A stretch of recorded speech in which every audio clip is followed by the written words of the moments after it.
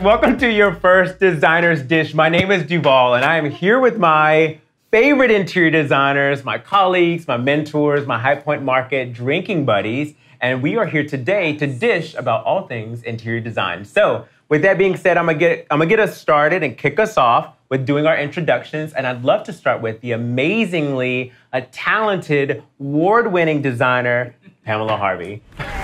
Yay, Pamela! Pamela and I have known each other for about 10 to 15 years now, and over the last couple years, we've been getting very close because I have actually been going to Pamela about all things design and business. So she is now one of my closest mentors. With that being said, Pamela has one office here in Northern Virginia, as well as one in St. Petersburg, Florida. When you guys take a look at her social media, you're gonna see that she has some modern design meets traditional. She has classic silhouettes with timeless pieces, and she never disappoints when it comes to pattern, texture, and glamour. So before I move on, I don't want to put you on the spot, but if you guys get a chance, I'd love you to take a look at her social media because one of her houses was featured in House Beautiful in Florida, and it was nothing less than enviable. So I am so proud to be sitting here next to one of my closest designer friends and mentors, Pamela Harvey.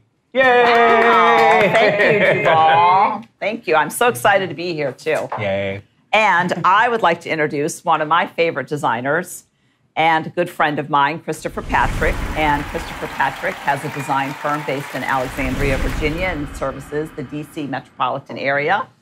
And he and I became fast friends back in 2015 at the Designer Show House in McLean, Virginia. And Christopher designed a moody master bedroom retreat that was one of the highlights of the show house. He enveloped the room with charcoal walls and used drapery to disguise the room's awkward windows. His unique style was brought into play in this space by using a mix of both modern and traditional design elements. The bourbon leather tufted bed is still one of my all-time favorite pieces. And not to mention, we turned an empty closet in the master suite into our own designer speakeasy. We sure did. Yep. And that was one of the highlights of the design house that year, which we still talk about to this day. We do. And thank you, Pamela, for that. And Pamela's the one who introduced me to Erica Bonnell, who is another one of our award-winning designers who's a part of our team. And we met in High Point, North Carolina at the furniture market, and we had a fabulous time on the roof. Erica's trademark style is approachable glamour with no-nonsense attitude. And she works out of Virginia as well as servicing DC and Maryland, and she has an award-winning business that has been featured both nationally and locally, so you guys have probably seen her before. Give this girl some color and some pattern, and she will make a whole new space for you. It is fabulous. So, without further ado, Erica Bonnell. Yay. Thank you, Erica. Christopher. Yay. We have had some very memorable times, I do believe. So, my turn. I get to introduce my always smiling and always full of positive energy, cutie patootie friend, Duval Reynolds of Duval Reynolds Design. Duval is a residential DC designer on the rise, being named as one of the region's hot talent and one to watch. You can see Duval's energy and talent displayed beautifully in his must-watch YouTube series, Duval Design. Trust me, each one of these episodes is loaded with fabulous nuggets of insider information and plenty of entertainment. Duval is always an inspiration to me and oftentimes a sounding board when I need to talk through issues that I'm dealing with in my own business or just need a little pick-me-up from somebody. I'm so grateful to have him in my inner circle. So, Duval, get this party started. Yes, here we go. All right, guys, we got through those intros. So, now we can all relax. Okay. So we have been talking about this for months, guys. We've been talking about this in emails, on text messages, phone calls. We met in the office, and we've met more than once, trying to just get here today to meet with you guys again to talk about all things interior design. And we've been wanting to just share our information. We've all been in design for so long that we just feel like we have a few nuggets to share today. Sounds good? We do. All right, so I do not want to waste any more time. I want to get you guys started with our first question, and I'm going to kick us off. Is that okay? Do it. All right, so the first question is, which I think I'd like to know, what are your thoughts as far as the misconceptions of interior design? Everybody knows what our industry is about. Everyone knows about what interior design is. However, I do believe there are a ton of misconceptions that people have. So what do you guys think some of those are? I would say, I think oftentimes I find that clients think that we can just pull out a design out of a hat, that we have just standards that we submit to each of our clients, that we don't consider what their likes or dislikes are, and that if we're doing a kitchen, then we've just got a basic kitchen design that we've already got ready, which is totally not the case. So I would say that each of us really caters to each of our all of our clients and takes their personal style and what they're looking for into consideration when we're looking to design a space for them.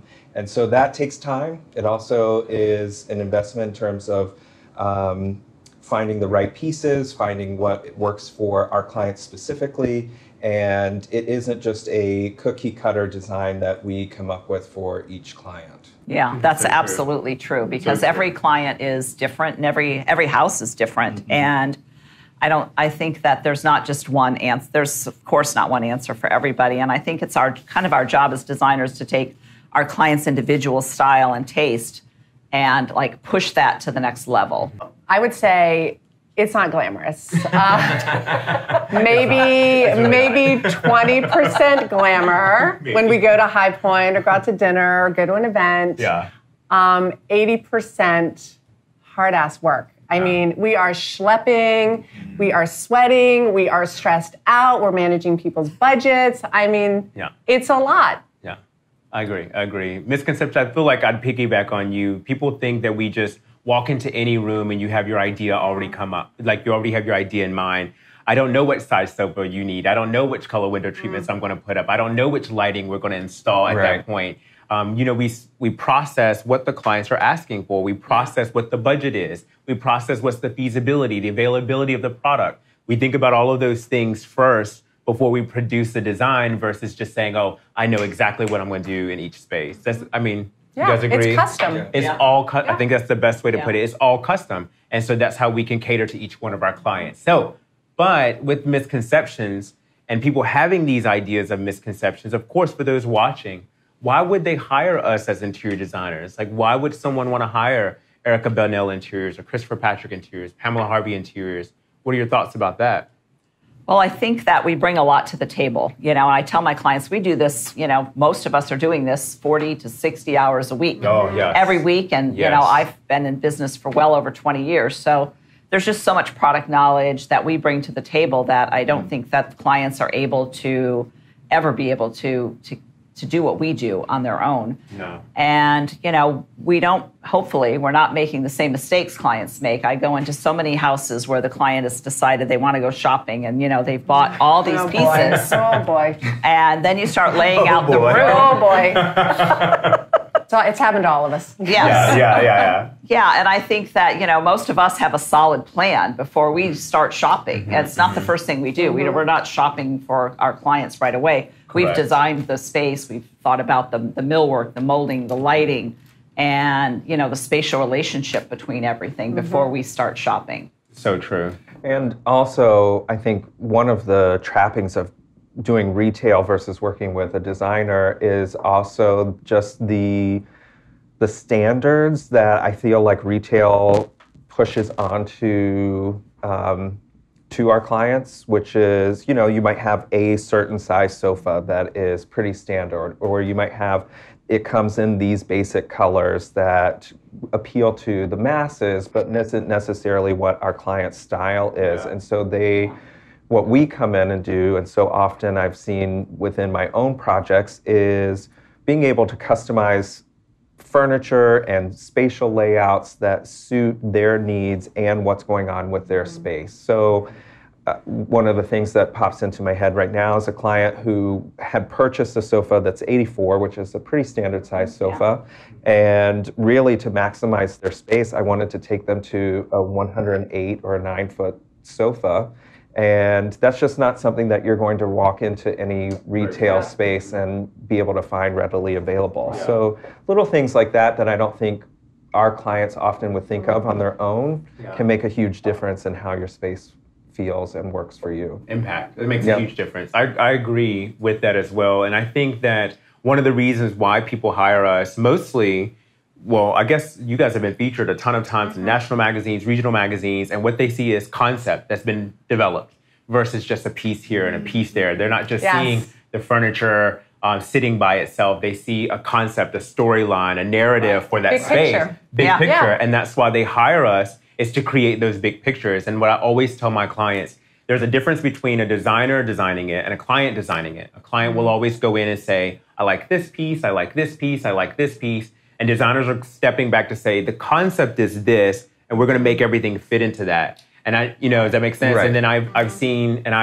we all know, like when you watch HGTV, that someone will always walk into the room inevitably and say, I would have never picked that artwork. That's true. I would have never put that chair in this room, but it worked in the room. Every project I saw. Every project. Because when we as designers create the space, we process the concept and what works in the space, and that's what the end result becomes. And I think that's a major difference on trying to do it yourself versus hiring one of us. And time.